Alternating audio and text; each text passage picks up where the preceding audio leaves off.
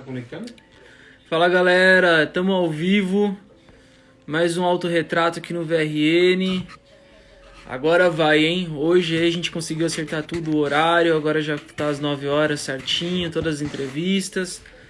Já tô aqui em casa também. Hoje a entrevista com quem? Samuca. Samuca, mano. Samuqueira, que já fez aí vários trampos. Cara, mano, tem uma influência muito grande aí na cena. Já já vou convidar o Samuqueira aqui, só um segundinho, Samuqueira, já vou fazer... Ah, ele já mandou o convite aqui, ó. Segura aí, que eu já vou te chamar aqui, já vou convidar. Cara, Samuqueira é um cara que vocês têm que conhecer. Quem aí faz parte do rap nacional, quem faz parte do hip hop nacional, é um cara que ele tem, mano, não só uma relevância, mas um nome muito forte. É um cara que tem experiência aí também, vai contar aí pra gente hoje no Autorretrato, que é o nosso novo programa, nosso novo, né, bloco aqui no VRN. E o Autorretrato, como que ele faz? Enquanto a gente vai trocar ideia, né, com o nosso amigo Samuqueira, ele vai explicar pra gente tudo, mano, tudo da vida dele, vai contar a história, como foi as coisas da vida dele, como aconteceu, e ele vai fazer um desenho dele mesmo, ele vai fazer um autorretrato dele mesmo enquanto ele tá fazendo a parada. Ó, o Oficial Mavi vai ter também, mano, entrevista com os caras aí, vai ter entrevista com uma galera, Laranjeira aí, ó, parceiro. Ó, vou colocar aqui, ó, fiz um negócio aqui, não vai... não dá pra escolher, ver isso aqui na live dava. Então vou ficar com esse efeito aqui mesmo. Eu ia colocar um fundo verde aqui, pra colocar um fundo verde no nosso programa, mas enfim, a gente faz nos stories. Seguinte, vamos começar essa live, vou convidar o Samuqueira aqui, já compartilha essa live com todo mundo, beleza? Que você conhece aí, quem tiver aí no seu alcance, já manda pra pessoa assistir, já, mano, pega a pipoca, senta aí no sofá, chama o pai, a mãe, a tia, o irmão, coloca o cachorro aí no colo, o gato, tá? Opa... Saiu o meu efeito, mas eu espero. Vamos lá. Calico, Calico, velho. Fala, mano. Fala, mano. Salve! A câmera tava flipada pra trás. Você tá me ouvindo de boa? Tô, tá legal. E você? Tá legal. E você? Tá um pouco baixo, mas dá pra te escutar. Fechou então. Te falar, tá? Dá uma pausa aqui no áudio. Agora tá meio que pipocando a voz e o vídeo. Então calma aí. Vou fazer uma parada aqui. Tá melhor?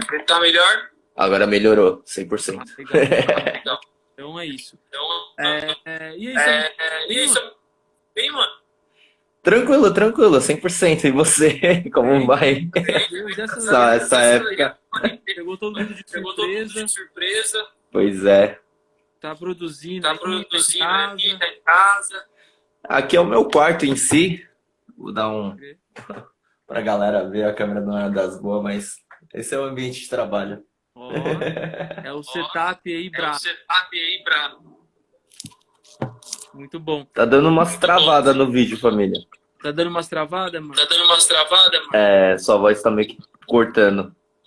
Putz, vamos lá. Ó, tem uma galera falando que tá dando...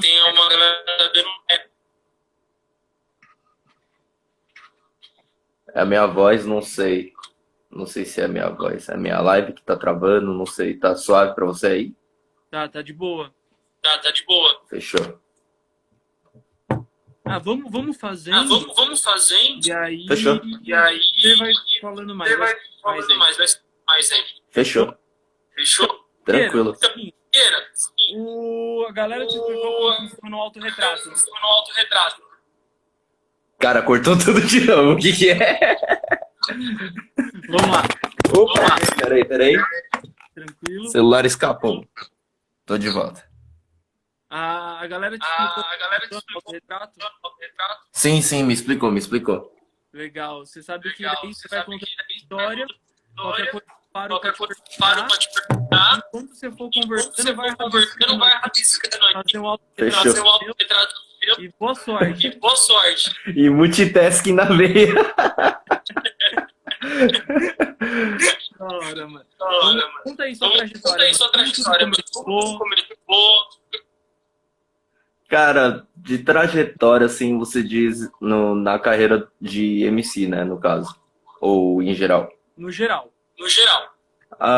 Mano, muito da influência de parada que hoje eu canto, eu agradeço muito as coisas que vêm da minha família em si, né? Que meus pais não são músicos, mas minha mãe em si sempre foi professora de piano, né? Os dois é imigrantes, certo? Lá da Coreia. E lá na Coreia ela era professora de piano. Meu pai já não teve muito a ver com a música, né? Nem com a arte em si. Ele é engenheiro, na verdade, formado em engenharia.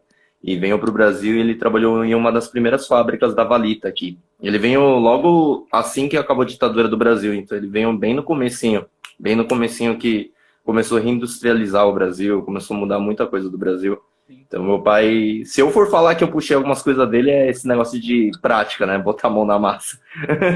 Tipo, faz você mesmo. É um bagulho que ele ensinou eu e meus irmãos desde moleque, né? Tipo, se você quer fazer um bagulho, aprende a fazer o bagulho, né?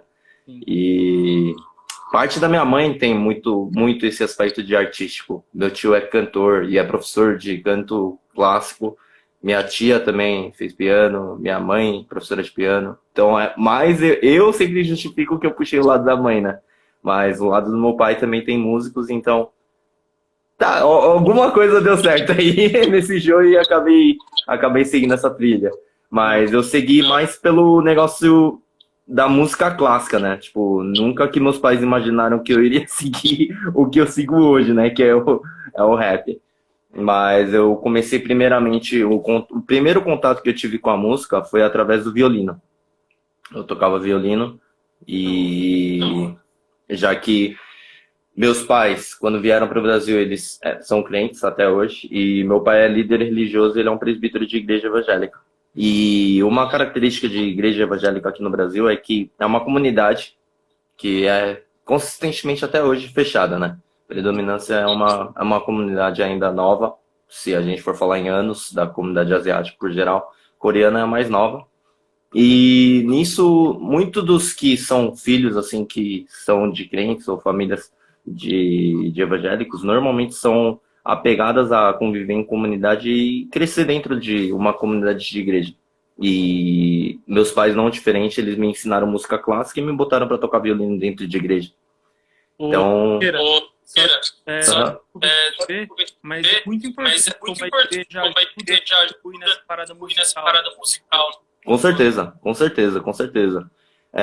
Porque na igreja em si, eu era muito da orquestra, né? Então não tive muito, assim, contato próximo com a molecada da minha idade, né? Eles me botavam muito com pessoa mais velha que eu, na verdade, né? Tinha 30 anos, pessoal que já era da música clássica mesmo, tocava violino, cello, clarinete. Então, molecada da minha idade tocava bateria, guitarra, fazia uns bagulho que eu achava da hora, só que eu não tinha o culto com eles, então eu tinha que fazer um outro lado. Então sempre teve esse impasse de eu nunca achar que eu iria chegar a alguma coisa próxima a essas músicas que eu gosto. E na época também, sou de 91, uma das coisas que mais gostava daquela época também, logicamente por causa dos meus irmãos, é música, por causa que era da época do Walkman, né? Ó, o tijolão amarelo. Então, aí os meus irmãos, eles tinham esses Walkman, os quadradão tijolão, e eles deram pra mim porque acabou chegando o MD, o Discman, então eles ficaram com as coisas boas e aí passando pro mais novo, né? O caçula vai pegando as coisas. E nisso daí meu irmão gravava algumas fitas pra mim, pra eu escutar no colégio, porque eu pegava uma perua, eu moro aqui no Brasil até hoje, e eu ia no Bom Retiro. Só que o horário de pico você sabe que demora 1, 2 horas de trânsito. E naquela época era pior o trânsito naquela época. Então era a melhor época pra mim, tempo de moleque fundamental mesmo, porque era o Walkman, fonezinho, e vai escutando música o dia inteiro. Então era mais música coreana que eu tive contato, se eu for falar de música. No começo, tipo, na minha infância, o gosto pela música não popular, tipo clássica, mas fora da clássica, as músicas pop, rock. E uma das coisas que mais me identifiquei no começo foi rock. Eu me identifiquei muito com rock, porque era uma batida normal que se jogava na Coreia. E hoje em dia não sei se você chega a conhecer o movimento de K-pop, né? Sim. Tem os boy band atuais e naquela época era a época de ouro, né? Que eles falavam que era o teste da Coreia também, no quesito música. Então começou a surgir esses testes de boy band, girl group. Então eles começaram a fazer esses testes com influência americana para trazer um produto asiático. Então, nesses testes, além de K-pop, também eles introduziam versos. Então tinha alguns membros que faziam rap. Não necessariamente fazia bem, mas fazia algo que eu nunca escutei da minha vida, né? No fundamental eu fazia... O K-pop atualmente tem umas paradas de rap, né? Tem. É uma mistura total porque é fruto do que eles vieram trazendo desde sempre, né? Tipo, é uma mistura de vários estilos. E se você parar para analisar uma música de K-pop atual, eu acho que em menos de 3 minutos eles botam 5 ou 6 gêneros de música diferentes. Sim. E transições rápidas, né? É muito sutil, mas ao mesmo tempo eles trabalham com essas diferenças de gênero musical. Uhum. E uma coisa que me pegou assim logo de cara foi o estilo de hip hop, né? Eles se vestiam como os americanos hip hop. Não era nem como o Backstreet Boys, não era nem essa referência que eles pegavam. Eles pegavam mais o underground, tá ligado? O macacão de snowboard mesmo, os óculos gigantão, as camisas de futebol americanos, de beisebol. Então esses negócios já começou já a pegar no olho também. E o Brasil em si, eu não tive tanto contato com a música brasileira de início, porque eu, sendo filho de imigrante, nasci aqui no Brasil.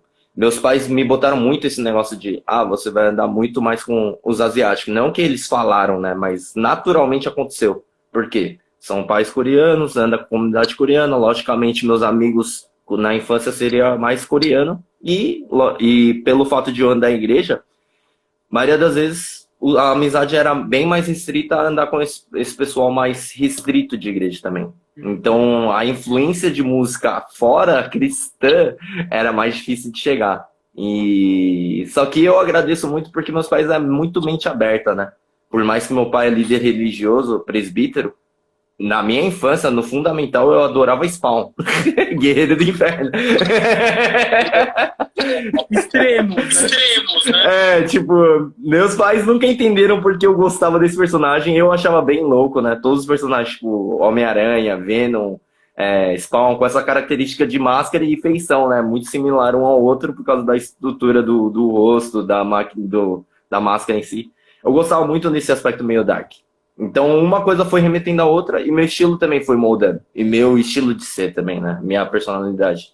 Então, cada vez mais gostando, aprendendo do que é esse movimento, o que apareceu naquela época, pro meados de 2000, começou a aparecer dança de break para os asiáticos. Os asiáticos conheceram o B-Boy. E nessa época, nossa... O que é? A galera dominou também. Dominou, literalmente. Daquela época, se você conhece a galera que é de 90, você pode perguntar para qualquer asiático, você fala, você já dançou uma vez? Vai ter certeza que tentou. Ou tentou ou dançou pra caralho já. Você tá falando, realmente a galera K-pop, eles transformaram essa asiática do underground numa indústria, né? Com certeza. Com certeza. O negócio cresceu muito e espalhou no mundo com uma maior facilidade. Hoje em dia é difícil de falar que é o mesmo K-pop que eu escutava daquela época. É totalmente outros 500, né? Aquela época, literalmente, se você analisar, por meados de 2000 mesmo, na virada mesmo, o K-pop era muito foco de talento. Então tinha que saber dançar pra caralho, tinha que saber cantar pra caralho. O rosto era o de menos. Era algo que agregasse ao artista mais. O foco deles era um produto que batia de frente. E isso era a meta do K-pop daquela época. Sabe, vai ter que cantar pra caralho pra qualquer um que mora fora. Vai falar, nossa, mano, canta demais. Mas hoje em dia já é mais produto. Sabe, já é mais comercializado. Sim. Ou seja, tem que ser rápido, não precisa ser bom. Tem que ser rápido, de fácil acesso, curto, pra não enjoar. E também não pode ser algo surreal, sabe? Fora do humano. Sim, quando eu digo fora do humano, sabe? Por exemplo, são cantores que você fala, nossa, nunca vou cantar aqui nesses caras, tá ligado? Canta demais. tipo, eles não querem isso, eles querem que as pessoas se identifiquem rápido para falar, eu consigo fazer isso. Então, hoje em dia também a Coreia trabalha muito no quesito de não querer ter só um público-alvo. Eles querem, normalmente, se você parar para ver os boy band atuais, é meio, a feição já é mais andrógena, então já não só pega o público feminino em si, pega o público masculino também. Então eles expandem muito para que não se retraia só um público e também só o asiático, sabe? Antes o K-pop era mais identificado por nós, que é coreano, logicamente, Coreia pop. Mas hoje o foco dele já não é nem mais asiático, já consome naturalmente porque mora na Coreia. E os que tá fora fortalece porque se sente representado. Mas como que a gente consegue acertar quem que não é asiático? Os ocidentais. Então eles aprenderam que eles são um produto. Como que vende o produto? Fazendo músicas acessíveis, com muito merchan e com alto investimento em videoclipes. Se você parar para analisar hoje um clipe de K-pop, é muito surreal. Cara, É algo que assusta pra mim, porque parece até um filme, alguns clipes. Nossa, não, eu vi umas paradas assim, uma semana. Eu fiquei achei, tipo, tá Hollywood pra cima, assim, tá ligado? Os caras tão chegando muito forte, mano. E nisso, voltando ao quesito de como que eu entrei no rap, foi por causa mais do b-boy. Então eu dancei b-boy muito. Meu sonho era virar b-boy profissional naquela época também. Porque era a época do Kazaa e do Limeware, não sei se você lembra. Pô, eu lembro, mano. Demorava, tipo, 3 semanas pra você baixar o bagulho errado ainda. Vinha tudo errado. E ainda de graça você ganhava um vírus. Ele vinha de brinde. De vale brinde você ganhava um vírus na lata. Então nessa época... Então nessa época, mano, eu e os parceiros que dançavam junto, nossa, a gente caçava os vídeos, caçava, e eu era muito assim, tipo, mano, eu tenho que entender esse bagulho, tipo, por inteiro, não só a dança, porque eu era muito retraído, assim, tipo, é só uma dança, qualquer beat tá valendo, posso dançar em house, techno, rock, pop, qualquer coisa, e eu não sabia o gênero, só ter um beat, sabe, e dá pra fazer os passos, tá valendo. Sim. Então, o dia que eu falei, não, eu vou aprender esse negócio direito, eu cacei um b-boy famoso, chamado Aranha, B-Boy Aranha, que é de São Paulo, e ele me ensinou o que é a dança do B-Boy, certo? Ele me ensinou passo a passo, só que nessa caminhada que eu comecei a andar mais com o Aranha, ele também me apresentou o Mr. Cocada, o falecido Mr. Cocada, que foi um B-Boy muito relevante pra cena, e também MC. E aí que vem aonde eu conheci o rap. Porque o Cocada, ele gostava de fazer uns freestyle me zoando quando eu errava. Ele era meu professor e ele tirava uma onda comigo me tirando. E nessa eu ficava fudido com ele, porque ele sabia que eu não conseguia rimar de volta. Eu não sabia como atacar ele de volta. Aí ele falava, olha, aprende.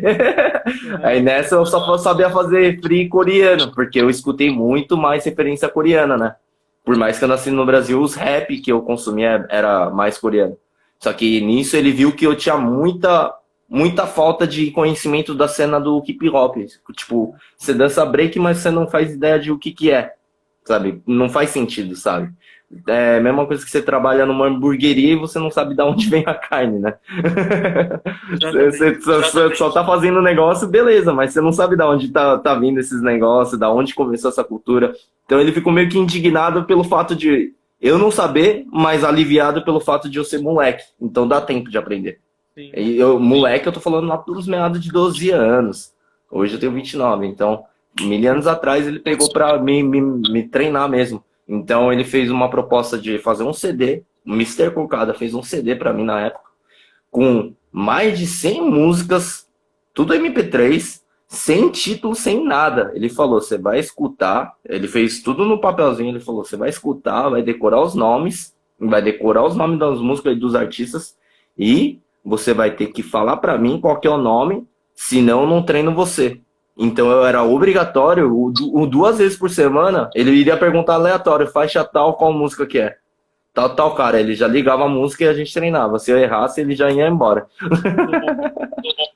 Ele me deu um treinamento maravilhoso. Naquela época eu odiava, lógico. Pensamento de moleque, você iria falar, caralho, miserável. Não quer me treinar e tá vazando. Não quer, não quer me ensinar e tá vazando.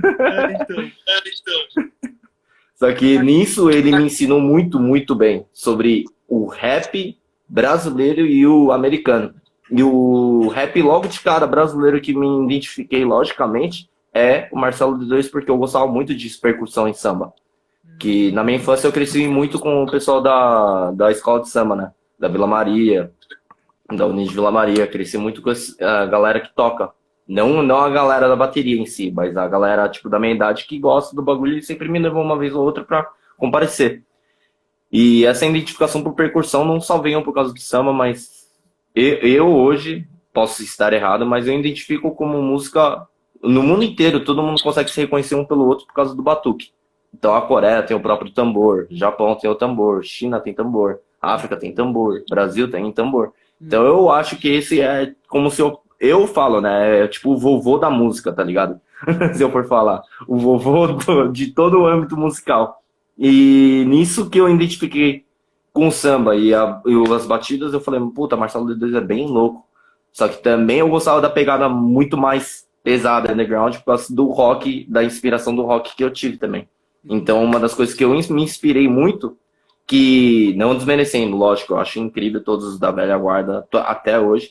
Só que o que mais me identifica era o Sabotagem, porque ele tava muito diferente no flow em comparação aos outros daquela época. O flow dele já era diferente daquela época e os clipes da MTV também naquela época bombava, né? E logo na bota já vinha o clipe do Eminem naquela época também. Então andava lado a lado, essas inspirações, um pouco, é uma semente que vai caindo, né? Sim. E vai arregando cada vez mais, arando o chão. E eu falei, puta, esse bagulho é muito louco. E como o meu professor, o Mister Cocada, já rimava, tipo, já foi, né? Semeando pouco a pouco. E o tempo de b-boy durou muito. Eu tava dos 12 anos até os 21 anos dançando. Entrei na faculdade, até então nunca fiz nada profissional no rap. Só fazendo uns free, zoando, por causa que eu aprendi tecnicamente aprendi com cocada, mas vai treinando entre os amigos, treinando entre aspas, tirando uma onda entre os amigos, um zoando com a cara do outro. E nessa, chegou uma hora que um amigo meu chamado Caos Beats, que hoje mora lá em Floripa, ele era de São Paulo, ele falou, mano, você sabe rimar em coreano pra caralho, por que você não grava? E pra mim, nunca passou pela minha cabeça, achava uma ideia ridícula, né? Tipo, um asiático cantando um rap no Brasil. Tipo, na minha cabeça eu nunca trombei alguém que canta asiático aqui no Brasil. Nem se cantasse rock, não existia um asiático que cantasse alguma fita naquela época pra mim. E se existia, a gente não se conhecia e nunca ouvi falar também. Sabe, a comunidade coreana nunca nem ouviu falar desse cara. Galera, tipo, Então, a base assim de inspiração não existia pra mim também naquela época. Naquela época, sabe, se eu fosse voltar para aquela época, eu iria falar para a molecada mais nova atual, era muito mais difícil de você se inspirar por alguém, né? Que atualmente agradeço pra caralho que tem molecadas que chega pra mim e fala, puta, você é uma inspiração dos asiáticos em si, né? Isso pra mim é muito gratificante porque eu não tive isso, tá ligado? Eu não tive alguém que eu pudesse falar, porra, mano, você é minha inspiração. As minhas inspirações estavam tudo do outro lado do mundo, né? De asiático só tava tudo do outro lado do mundo, nem sabia da minha existência. E nisso ele falou, vamos gravar um som só pra zoar. Eu falei, beleza. Eu fui lá na Vila Madalena, gravei um som na casa dele, que ele morava lá. Aí gravamos, na zoeira. Aí ele falou, vamos pra uma batalha, que naquela época era a Batalha do Beco. Naquela época participava o Pedrella, que ele era do... Puta, Astúcia Crew. Era outra época. Eu participei lá da Batalha do Beco. E nessa, meu amigo me inscreveu na maldade. Me inscreveu na maldade. Porque meu vulgo na época também não era nem Samuqueira, era Lil Buda. Era Pequeno Buda. Carequinha, baixinho. E era vulgo de B-Boy, né? B-Boy Lil Buda. Aí ele chegou, botou meu nome, eu tava tomando uma breja trocando ideia do nada. O apresentador, o MC, né? Ele falou, caralho, cadê o Lil Buda? Gritando. E eu lá, só olhando. Falei, mano, esse vulgo é meu. Eu acho que tem algum MC com o mesmo vulgo, mano.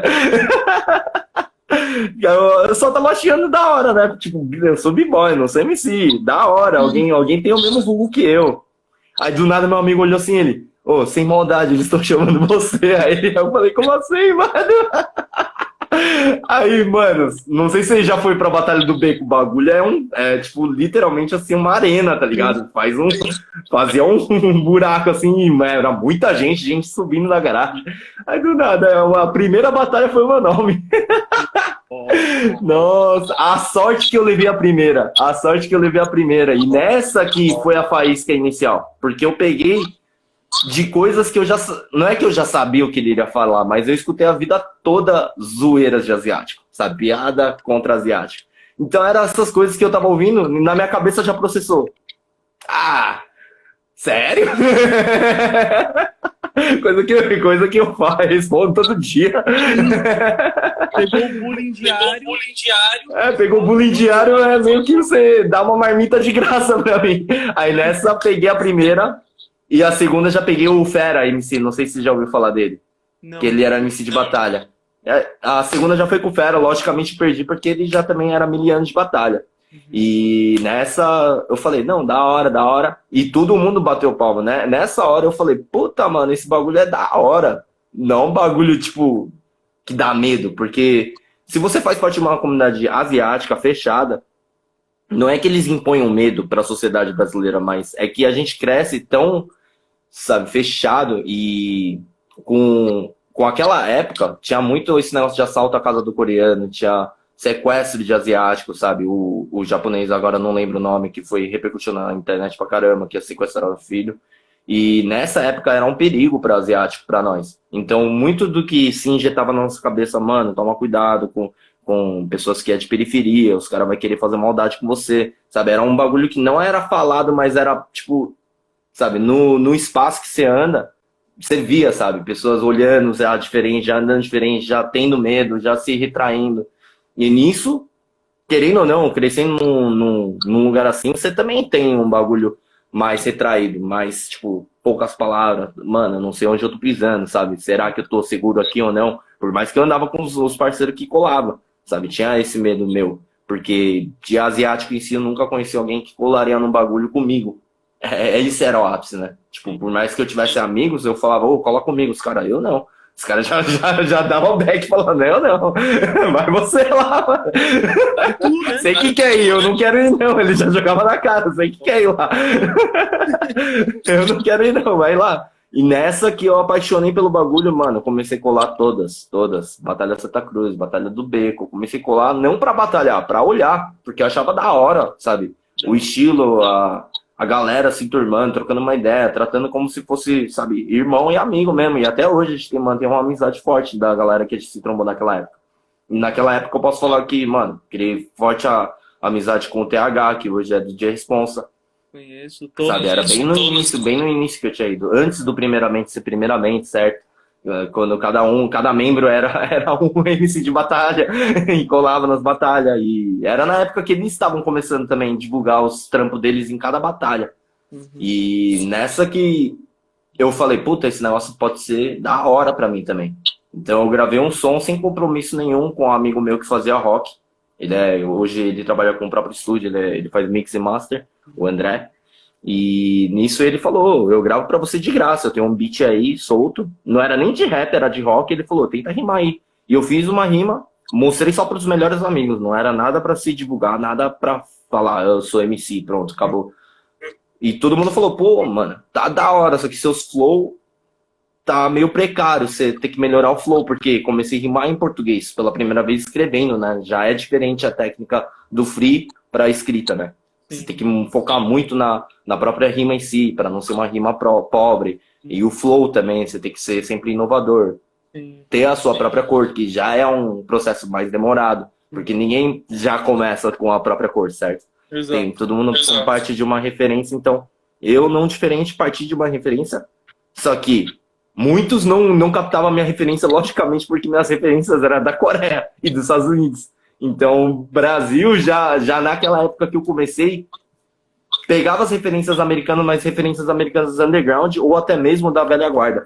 Então já tinha um contraste enorme naquela época pra mim e pra eles. Então eu ficava no impasse de identificar o que eu sou, sabe? Se eu tenho que rimar pros coreanos, se eu tenho que rimar pros brasileiros, sabe? Aonde que me coloco nesse lugar? Será que eu vou ser zoado? Será que eu vou ser julgado? Sabe? Tem muita coisa em jogo por causa que, logicamente, não é algo que eu desconheço. Meu estereótipo de asiático não é algo tão predominantemente negativo, mas também carrego um vínculo, certo vínculo de, vocês têm um status financeiro melhor do que os outros, da minoria. Então isso também era um impasse de medo por mim, sabe? Não era alguém que chegou pra mim e falou, você é assim, você não pode. Mas era na minha própria cabeça que eu falava, puta, mano, eu tenho que saber como chegar nas palavras, senão as pessoas vão interpretar mal, vai achar que é um qualquer Zé Mané que tá querendo cantar rap e por isso acabou, sabe? E justificaria, é que esse moleque tem dinheiro, né? É asiático. É coisa que eu menos queria escutar, sabe? É porque asiático deu isso, é porque asiático deu aquilo. Era uma das coisas que eu batia na tecla e não queria escutar. E então eu falei, pô, beleza, vamos começar a investir nesse bagulho. Conheci o DJ Kaique, só que naquela época a gente nem tinha trabalhado, nem tinha feito nada.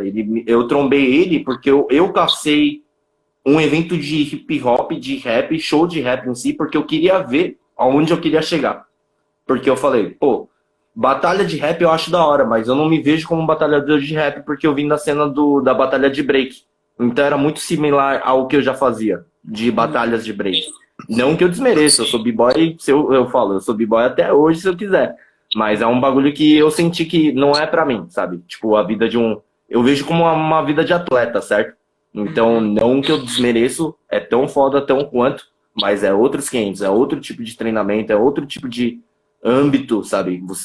Pessoa que tá de batalha tem que estar constantemente afiado, sabe? Em improvisações, tem que estar constantemente afiado em escutar beat. Já nós que é MC, que grava música, a gente tem que estar constantemente antenado em informações e nem sempre a gente precisa tá focando em, caramba, a gente tem que falar rápido, não, a gente tem que lançar alguma coisa rápida, não. É um estudo, é prática, sabe? Os dois têm peso, mas são âmbitos diferentes no mesmo gênero, pelo que eu vejo, né? Eu posso estar falando errado, mas é como eu entendo, assim, dos dois em si. E nisso eu falei, pô, se eu for fazer rap cantado hoje, o que eu falaria? E a primeira coisa que veio na minha cabeça é tudo que eu andei escutando, né? De brasileiro, a americana, a coreana, é quem sou eu, sabe? Eminem falava muito, eu sou... O primeiro som dele, né? Hi, my name is... É uma das coisas que eu sempre vi, assim. Eu falei, puta... Marcelo D2, sabe? Falava, D2, mas mantenha o respeito. Sabotagem também já falava. É muito esse negócio de, sabe? Quem sou eu? Por que eu tô falando essas fitas? Então... Você entender o seu personagem e exato. o seu eu, né? Exato. Então, no começo, eu carreguei o nome de Samuqueira LB, porque eu reduzi o LB de Lil Buda, então era Samuqueira LB. Samuqueira justamente porque era como todo mundo me chamava, na real. Sabe, do nome Samuel você tem Samuca, Samuqueira. E o Samuqueira era pessoas daqui do Canindé, do meu bairro, que me chamam mais de Samuqueira. Então eu me identifiquei mais rápido, assim, porque eu falei, porra, mano, eu me identifico mais com Samuqueira porque são pessoas do meu bairro e são pessoas que cresceram comigo, que me chamam assim. É a galera que me conhece de verdade, sabe? Sabe que horas que eu tô saindo de casa, sabe que horas que eu tô voltando. Me viram crescendo, né? A maioria, tipo, que é daqui do Brás, do Canindé, viram eu e meus irmãos tudo nascendo e crescendo, viram meu pai começando do zero, cuidando de nós. E nisso que eu acabei carregando o nome Samuqueira em si pra auto-identificação e porque eu também não queria inventar o nome, né? Pra minha pessoa. Eu queria o mais próximo chegar a mim, sabe? Também não tão próximo pra ser eu. Porque eu simplesmente poderia ter botado meu nome e meu sobrenome ser Samuel Won e artisticamente. Mas eu botei por isso porque, primeiramente, eu não queria que as pessoas confundissem o meu lado pessoal com o meu lado artístico, né? Tem muitas das vezes que as pessoas... Isso sou eu que eu vejo. Tem muitas das vezes que tem pessoas que ficam de segundas porque escuta uma música minha, tem uma interpretação de uma forma, sabe? Esse mano é agressivo, sabe? Esse mano deve ser de segundas com nós, porque, sei lá, ele citou essas coisas na música. Eu vejo muito isso em qualquer âmbito musical, né? Não só o rap. Então você acaba criando uma imagem que esse artista estabeleceu. Então, e isso parte de mim. Se eu tivesse botado meu próprio nome, verdadeiro, Samuel Won, eu não queria ser lembrado por algo ruim, sabe? Mas que descontem nesse artista que eu criei. Sabe? Que não é tão distante de mim, logicamente, porque eu botei Samonqueira por causa disso. Seria o meu alter ego, mas não tão alter ego, assim. Seria um reflexo do que eu posso desabafar com moral, e no pessoal eu sou eu, sabe? Mas no meu... O seu plano ideal. O plano ideal ser... Não deu pra te escutar, pai. Uma forma de idealizar um herói seu mesmo. Exato, exato. E nessa época que eu comecei a cantar, era a época que começou a lançar os funk mais agressivo contra a comunidade coreana, certo? A invadir a casa dos coreanos, e esse negócio deu um mal generalizado, sabe? Teve assalto demais em casas de coreanos, e naquela época também, e até hoje, não é todos os coreanos que vivem bem. Tem muitos que vieram de imigração porque não estavam vivendo bem na Coreia e vieram aqui por uma segunda chance que também não deu muito certo. Então vive do caco até hoje. Tem alguns que, mano, não conseguiu e tá vivendo de caco até hoje. E quando você vê pessoas próximas tendo essas coisas acontecendo com eles, tipo, tendo assalto, sequestro, até mesmo estupro aconteceu, essas coisas meio que você fica em choque, fica com raiva. Quando você tem... É o que eu vejo, né? Quando você chega no ápice do medo, você começa a ter raiva do bagulho.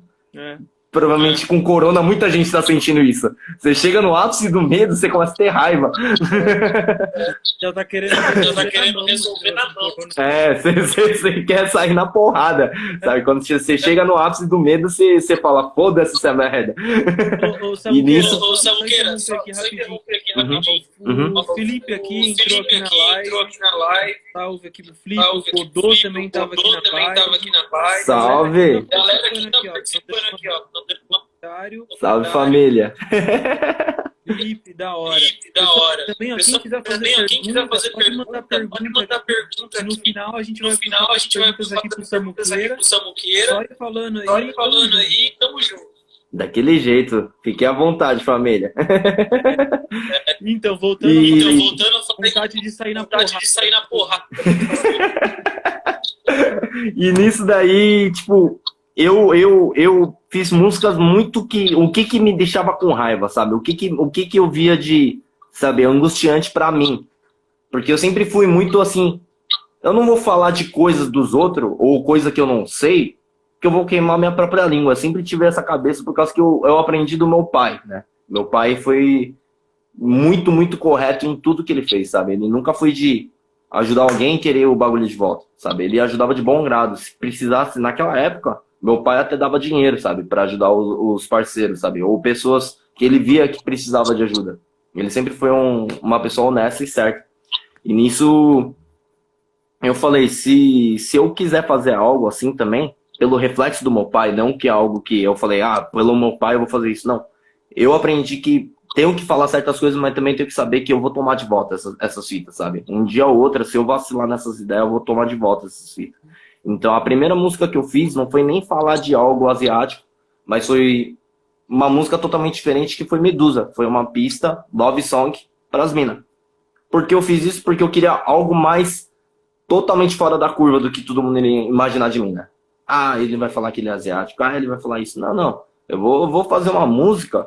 Por quê? Mentalidade de moleque, tá começando o rap, só que é mina. Lógica básica. Isso em meados de 2014, certo? E nisso eu falei, mano, eu vou curtir a minha vida de moleque solteiro. Naquela época era o mais sensato a se fazer. E nisso eu vi que teve uma repercussão boa, fora dos contatos que eu conheço. Pessoas desconhecidas começaram a me dar um feedback bom. E nessa época eu tava fazendo faculdade de rádio e televisão. E acabei tendo a sorte de conhecer pessoas incríveis do meu curso que também fazem vídeo. Onde você fez rádio TV? Eu comecei na Belas Artes, finalizei no Anhembi Morumbi. Eu fiz na Embi. Olha só.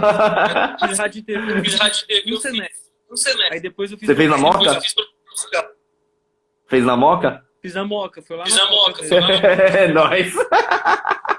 Aquela... Eu só finalizei um ano lá, só finalizei o último ano, mas eu chego lá da história. Não, e fora, era de quinta a sexta, que fechava a rua só de bar, ficava aquela loucura, tá maluco. A Moca era loucura. Aí, não, lá, a Gibi Morumbi, só tenho boas lembranças. E, tipo, nisso daí eu falei, já que tem muita gente escutando e achando bom o que eu tenho a falar, eu não só vou ficar retraído nessas músicas, é algo em mim, uma vozinha, sabe? Eu sem sentido ficava sempre cutucando minha cabeça, sabe? Fala de outras fitas, sabe? Era. Na minha cabeça sempre falou, não faz clichê, tá ligado? Odiava um bagulho repetitivo. Se não fosse interessante pra mim. Isso vem desde criança, sabe? E se eu for falar um exemplo, na época do VHS, se você assistia ao filme da Disney e você assistia até o final, eles mostravam o making off no final do VHS. E eu era um moleque, aos 10 anos de idade, que eu poderia assistir umas 10 vezes, sei lá, um mesmo filme e achar incrível. Só pra assistir o making off, nem passava pra frente. Eu assistia do começo ao final só pra assistir a porra do making off. E isso me ajudou muito atualmente. E hoje agradeço por eu ter tido uma mentalidade dessa desde moleque. Porque hoje, tudo que eu faço, né? Tanto rap, clipe, tudo vem dessa base de inspiração, porque eu sempre quis fazer algo que as pessoas assistissem e interessassem. Então, o meu sonho quando eu era moleque, antes de tudo isso acontecer, era ser desenhista. Sabe, animador da Disney, esse era o meu sonho principal. Olha só. Porque eu achava incrível esse negócio de desenho passar uma história. E um dos primeiros filmes que eu assisti não foi nem da Disney, foi o Príncipe do Egito, que meu irmão me levou. Foi a primeira vez que meu irmão me levou para um cinema assistir um filme. E foi o Príncipe do Egito. E se você parar pra analisar, não por questão religiosa, é um puta de um filme de animação. Para aquela época, aquele filme destruiu. Bateu de frente com a Disney e a trilha sonora, pelo amor de Deus, né? Whitney Houston e Mariah Carey cantando junto. Pra quem gosta de música, vocês têm que aprovar esse som, não tem como. Aqueles tipo de Gold. Nossa, você é louco, isso daí. Hoje analisando, porque naquela época eu só falava, caramba, que música legal. Não fazia a imensidade de quem é Whitney Houston, né? Já hoje eu, caralho, mano, eu assisti esse filme quando eu era criança, nem percebi essa porra. E nisso ajudou muito. Com certeza. E nisso ajudou muito porque, já que eu vinha dessa base de gostar de filmes que contam história, leitura de livro, que meus pais sempre me obrigaram, certo? Eu e meus irmãos, a gente lê livro pra caralho por obrigação dos nossos pais, certo? Quando eu era criança, meus pais me obrigavam. Falava, pega esse livro e lê. Se você não lê, você não vai ganhar brinquedo, você não vai ganhar jogo. Era literalmente isso, eu não vou te comprar aquele negócio lá. Eles botavam alguma regra, sabe? Recompensa, sabe? Faz isso que você tem recompensa. Só que eram os livros, tipo, pra Bíblia, né? Não era nada pouco pra criança, não. Era as complicadas de terminar mesmo. Meus pais eram ligeiros. Tanto que meu pai chegou, minha mãe, na real, comprou a coleção inteira do Harry Potter, naquela época que surgiu o Harry Potter. Ela falou, você vai terminar isso, eu te compro um bagulho que você quer. Então eu li a Harry Potter, mano, na sequência, um atrás do outro. Só que hoje eu agradeço porque tudo isso foi combustível. E hoje eu leio o livro porque eu gosto pra caramba, sabe? Virou um hábito normal. Legal. É um hobby e pra mim é muito gostoso de ler um livro. E eu até gosto do cheiro de um livro novo, né?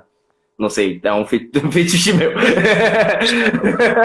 Se for falar que é fetiche, eu acho que é um fetiche. Mas é bom. E nisso daí que me ajudou muito esse processo de criação de músicas e vídeos. Porque eu sempre quis fazer alguma coisa que... Como que eu posso contar uma história que vem na minha cabeça, sabe, para os outros? E as pessoas acabarem achando interessante, assim como eu acho muito interessante alguns filmes. E desenhos, quadrinhos. E eu vi que pela música eu posso fazer isso, pelo rap. Então, já que eu fiz a música mais romântica de início de carreira, a segunda eu já queria mais mensagem, porque era algo totalmente distinto do que eu fiz. Que um é pista e o outro já é mais mensagem. Só que mensagem, naquela época em si, também não sabia o que direcionar. Tinha muita dúvida do que poderia fazer. Era muita opção ao mesmo tempo. Sim. Só que nessa eu falei, puta, vou associar essas influências que eu tenho de desenho animado, quadrinhos, ficções, e introduzir com a realidade. Uma das coisas que mais bateu na minha cabeça foi Cinderela e cirurgia plástica. Porque não que eu critique cirurgias plásticas, mas eu venho de um país onde a cirurgia plástica é meio que é eles impõem na vida, sabe, da pessoa lá na Coreia. Então, no currículo em si, se você não aparenta de uma forma adequada fisicamente para uma empresa, tem empresas que nem te contratam, Caraca. os próprios coreanos. Então, tem criança que acaba de completa 18 anos que é uma cirurgia plástica, porque quer ficar parecida com uma atriz famosa ou até uma cantora famosa hoje em dia lá na Coreia. Caraca. E se tornou algo natural. Só que nisso que eu falei, tem pessoa que eu conhecia na época também se achava muito feia e queria se tornar muito bonita, sabe? Porque todo mundo ficava falando. Só que pra mim, não que eu tô bajulando ou falando pras meninas gostar de mim, mas pra mim, sinceramente, eu achava ela bonita. Independente do que os outros matracassem pra cima dela. Então isso sempre bateu na minha cabeça porque eu também cresci escutando muito, seu feioso, seu pato feio, sabe? Seu patinho feio. Esses negócios sempre afetou, assim, pra mim, sendo coreano, porque tem o modelo a seguir, sabe? Tem que ter o rostinho bonito, tem que se vestir de tal forma. E naquela época era o Abercrombie. Então era um bagulho meio que imposto e você também tem que, sabe, adequar isso. E isso nunca foi do meu feito, sabe? Nunca achei um bagulho da hora, nunca achei um bagulho tipo, eu quero ser que nem esses caras. Eu queria ser, mano, sem maldade, eu queria ser gordão, parrudão, andando XXL bem bravo. Bem gangsta, tá ligado? Bem Ice Cube no começo. Então, e isso foi uma das questões que eu botei e eu falei, mano, eu vou falar desse negócio e fazer a analogia a Cinderela como se, mano, uma hora a mágica acaba e não queira se arrepender, tá ligado? Porque você foi na onda dos outros e você não escutou, tá ligado? No Badalar, se cair a ficha, você se fudeu, né? Grandão. E a música que eu fiz foi Corre Cinderela, foi juntamente com o Kaique. E nisso que o Kaique botou mais fé, né? Porque eu acabei finalizando a música com ele. E ele viu que eu também tinha um potencial sendo um dos poucos asiáticos. Não vou falar que eu sou pioneiro, porque eu já conheço outros que são realmente o pioneiro do Brasil. Mas como coreano eu sou o pioneiro. E nisso eu já tinha uma diferença, né? Já não tenho a mesma base de imigração dos japoneses. Os japoneses passaram por outras fitas, sabe? Eu não tenho autoridade para falar do que eles passaram por não ser a minha realidade, por não saber da história. Entendo e conheço uma parte da história, mas não é algo que eu busquei saber, certo? Então, tem muitas das coisas que é um perigo você falar sem autoridade. Isso eu sempre botei no meu lugar, sabe? Eu não vou falar, eu sou representante dos asiáticos sem ao menos saber o que estou falando. Então, eu falei muito em questões de coreano por causa disso, porque eu sei aonde que eu tô pisando e quem eu tô representando. Não que eu tô falando, eu não represento os japoneses, os asiáticos, os chineses. Eu represento os asiáticos, sim. Mas se eu for especificar em uma música, eu vou ser bem respeitoso no âmbito geral, sabe? Não vou fazer o barco afundar ou favorecer um barco só. Eu vou pegar mais em questões gerais. Então, logo de início, foi o Corre Cinderela que deu certo e o DJ Kaique que investiu. Ele falou, bora que bora, vamos fazer um bagulho dar certo. E ele perguntou, qual que vai ser a temática do disco? E eu falei, mano, sem maldade, eu quero falar quem eu sou. Voltando naquela tecla, né? Eu quero falar quem eu sou. E ele falou, como que você vai fazer isso? E nessa eu falei, mano, eu não quero ser vinculado como MC Gangsta, eu não quero ser vinculado como MC Mensageiro, sabe? Que na época era MC Projota Rashid, que tava começando. Começando não, eles já estavam tendo muita ascensão, eram os Três Temores. Naquela época que eu tava gravando, eles começaram a fazer isso. E não que eu não goste de ser vinculado a essas coisas, mas eu não queria ser fechado a isso, sabe? Eu não me via no lugar de ser representado por essas coisas, sabe? Não é nem desmerecer pessoal, é que eu não me sentia, sabe, nesse nível, sabe? Sabe? Eu não me sinto um mensageiro, sabe? Era coisas que vinham de mim. E a galera, o Kaique, o pessoal falou, então, o que você quer fazer? O que você quer falar, tal? Eu falei, ser rapper. sabe? Eu quero falar de tudo. Não quero ser um rapper gangsta, rapper love song, rapper, sabe? Quero ser rapper. O que eu quiser falar, eu vou falar, sabe? Do jeito que eu falar. Não vou criar um... eu sempre bati nessa tecla de, mano, eu vou falar de tudo e ninguém vai poder falar nada. E essa mentalidade hoje eu agradeço de eu ter tomado essa decisão em 2014. Porque muita coisa se refletiu. E muita coisa, tipo, hoje, eu não sou vinculado a um lado só, sabe? Ah, você tem que ser gangsta, você tem que fazer love song. Logicamente, tem muita gente que me elogia mais por alguma coisa ou outra, sabe? Tem pessoa que fala, não, você é muito pesado, você é da hora no gangsta. Já outras pessoas falam, não, você fica foda nos love song. E já outras ficam falando, não, desiste do rap só faz clipe. Então hoje eu tenho uma liberdade maior, sabe? Eu tenho uma liberdade maior e melhor porque dá pra se divertir no âmbito que eu tô trabalhando, sabe? Eu me vejo divertindo, sabe? Como uma criança cedeu, sei lá, um balde de brinquedo e falou, escolhe o que você quer fazer. Então hoje eu me sinto uma criança bem, tipo, com várias opções de coisas que eu posso falar e fazer ao mesmo tempo. Não ser tão fechado a um único, sabe, o único tópico ou tema para bater todo dia. Logicamente, eu bati muito no tema assim mais agressivo, porque era necessário para mim, ao meu ver, sabe? Não ter outros que apoiam ao meu lado assim de asiáticos, porque hoje, convenhamos, tem muitos, certo? MC Gu, tem o Japa, tem a galera que eu conheço, que é o Kaito, o Yuji Pirapura. Tem outros, só que pra falar que a gente tá tudo unido ainda, eu vejo que ainda tá distinto, sabe? É distante, distinto não, é distante, sabe? Vai acontecer, mas não sei se vai ser na minha geração, sabe? Eu falo assim por mim, não que eu não queira, eu quero muito que um dia a gente se unifique com um cenário só, sabe? Não que seja a cena dos asiáticos, é uma das coisas que eu menos quero escutar. Sim. Seja na próxima geração que eu não exista. Se vocês querem fazer, sabe, a cena dos asiáticos. Você falou uma coisa muito importante. Tem uma frase que a essência da bondade tá de fazer uma obra e não ver ela sendo Obrigado. Nunca ouvi isso. Inspiram bastante, pai. É verdade. Só um perdão aqui. Só 5 minutos, mais ou menos, 5 ou 6 minutos para acabar a live. Fechou. Que ela vai dar um momento de 1 hora. E aí agora já vamos fazendo já a reta. Já vai deixando o desenho certo. E aí fechou. A gente já vai botando aquelas perguntas da galera que a galera Fechou? Fechou. Mil maravilhas. E daí pode continuar. Perdão interromper. Suave. Eu que tagarelo pra porra, pai. Essa é a ideia. E nisso daí, eu cheguei mais agressivo por causa disso, porque eu me vi que se não for eu, não vai ter outro, sabe, pra abordar certas questões ou bater de frente com certas coisas que não é pra falar, sabe?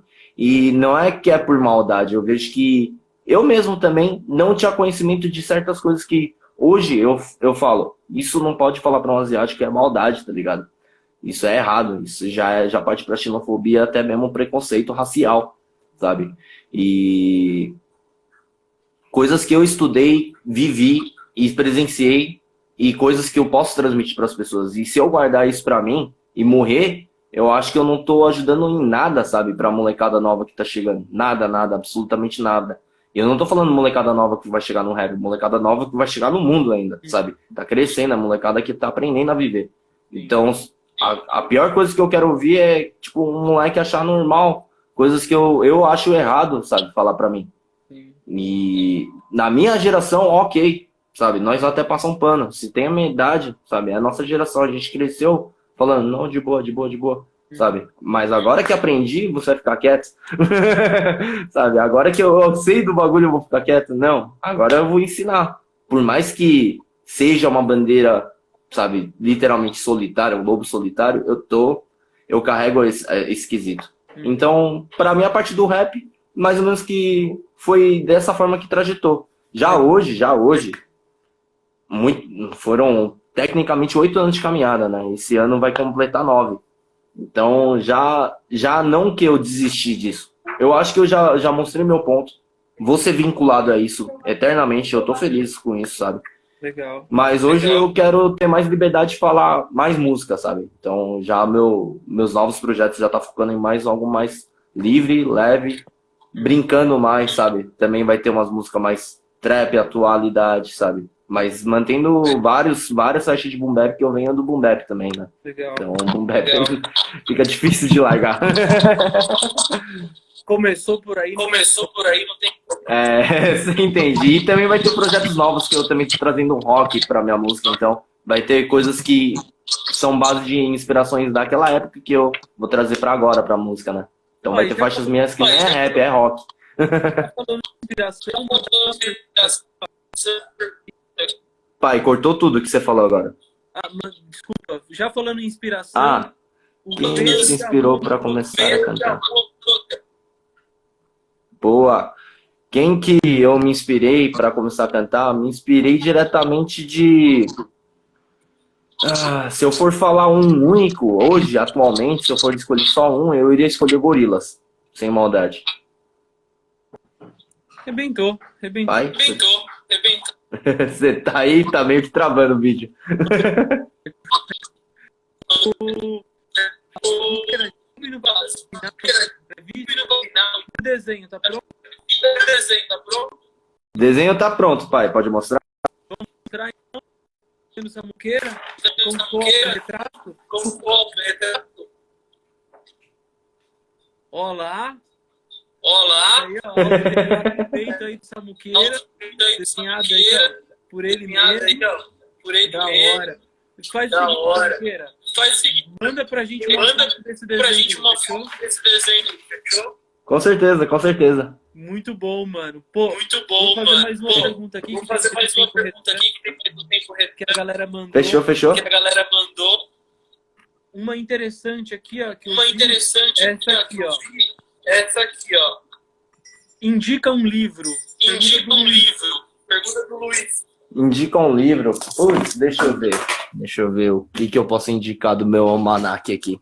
Vamos lá, o que você indica? Mano, sem maldade, se eu for indicar um único livro, eu iria indicar, sinceramente, esse daqui, que eu gosto muito, que é o do H.P. Lovecraft, que é uma das maiores inspirações minhas atuais, e desde sempre, na verdade, que eu gosto dessas coisas ficcionais. E ele é o pai, se eu for falar, ele é o pai de todos os monstros ficcionais que vocês conhecem na atualidade.